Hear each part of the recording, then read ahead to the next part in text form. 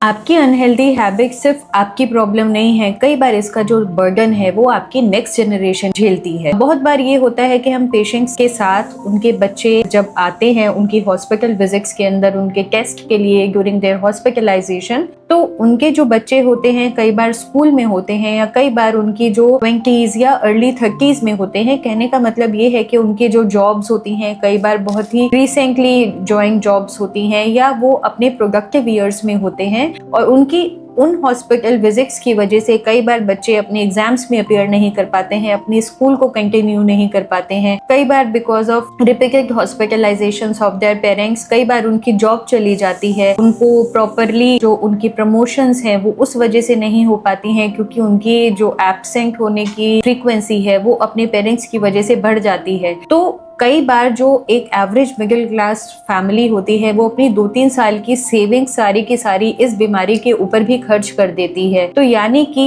जो बच्चों का प्रोडक्टिव ईयर्स होता है कई बार अपनी बीमारी की वजह से हम लोग उसको भी सारा खत्म कर देते हैं, उनका जो फ्यूचर के लिए सेविंग्स होती हैं वो भी खत्म हो जाती हैं। तो बेसिकली इस साइकिल को तोड़ने का तरीका है कि अगर आज के दिन पर हम अपनी हेल्थ के लिए कॉन्शियसली ऐसे स्टेप्स ले जिससे कि इन बीमारी को होने का जो फ्यूचर में रिस्क है उसको अगर हम आज के दिन पर कम कर पाए तो एक तो हम अपने अंदर हेल्थ प्रॉब्लम के रिस्क को घटा रहे हैं और दूसरा इसका जो बर्डन हमारी नेक्स्ट जनरेशन के ऊपर पास ऑन होने वाला है उसके बर्डन को भी हम काफी हद तक कम करते हैं। तो इसलिए अपने खाने पीने को कंट्रोल कर अपनी फिजिकल एक्टिविटी को बढ़ाकर अपने आप को अल्कोहल या टोबैको से दूर रखकर अपने स्लीप पैटर्न अपने स्ट्रेस के ऊपर वर्क करके हम अपने अंदर तो डायबिटीज हाइपरटेंशन या कैंसर जैसी बीमारियों के रिस्क को घटाते ही हैं, बट इसका जो इनडायरेक्ट बर्डन हमारे बच्चों के ऊपर पड़ता है उस बर्डन को भी हम काफी हद तक घटाते हैं। तो कैंसर या लाइफस्टाइल से जुड़ा अगर आपका कोई सवाल है तो आप बायो में दिए गए लिंक के ऊपर क्लिक करके हमसे कांटेक्ट कर सकते हैं।